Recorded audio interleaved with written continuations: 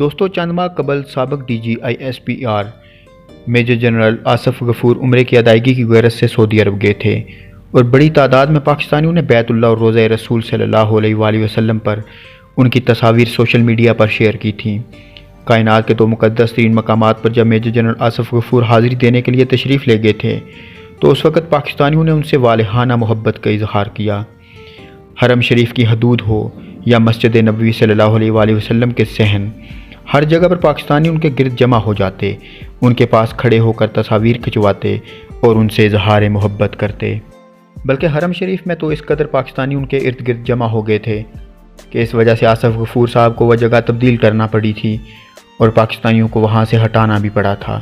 مگر اس ساری گہما گہمی اور محبتوں کے سلسلے کے دوران بھی آصف غفور صاحب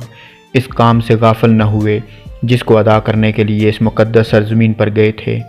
انہوں نے خوب عبادات کی۔ اب حال ہی میں سوشل میڈیا پر ایک تصویر بہت ہی وائرل ہو رہی ہے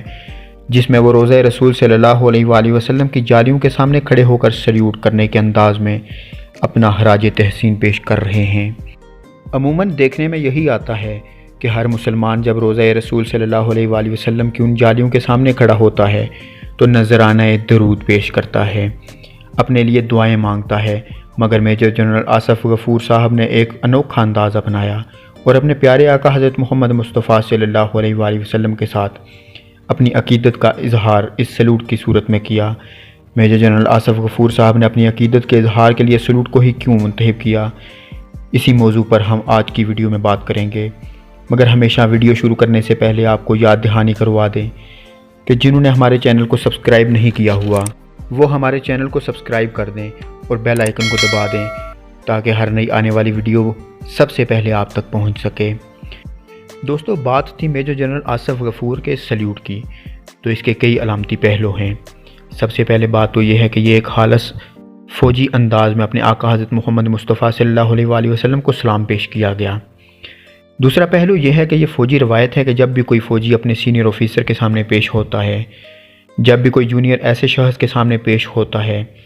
جس کے حکم کا وہ ماتحت ہوتا ہے تو ہاتھ ماتھے تک لے جا کر اپنے سینئر کو سلیوٹ کرتا ہے۔ تو یہ ایک کامیاب فوجی جنرل کا اپنے آقا حضرت محمد مصطفیٰ صلی اللہ علیہ وآلہ وسلم کو سلوٹ تھا کہ جن کے حکم کا وہ ماتحت تھا۔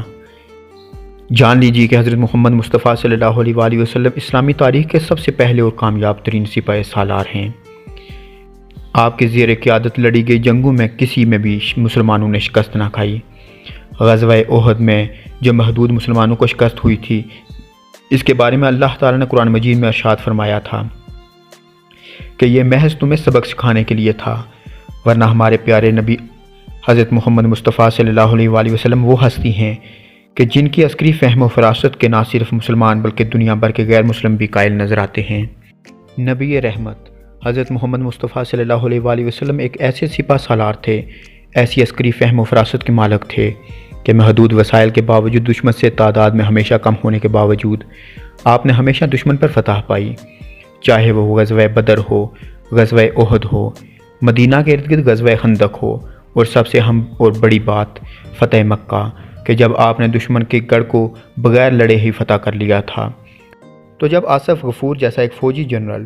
روضہ رسول صلی اللہ علیہ وآلہ وسلم پر حاضر ہوتا ہے تو ایسے بے مثال سپاہ سالار کو ایک سلوٹ تو کرنا ان کا بنتا ہے، اور بلا شبہ اس خوبصورت طرز عمل پر میجر جنرل آصف غفور بھی مبارکباد کے ساتھ خراج تحسین کے لائق ہیں۔ اللہ تعالیٰ کے حضور ہم سب مل کر دعا کرتے ہیں کہ وہ میجر جنرل آصف غفور کو مزید ترقیاں اور عزتیں عطا فرمائے اور انہیں اسی طرح راہ راست پر رکھے۔ انہی الفاظ کے ساتھ میں آپ سے اجازت چاہوں گا۔ دیکھتے رہیے پاپولیرٹی فار یو چینل۔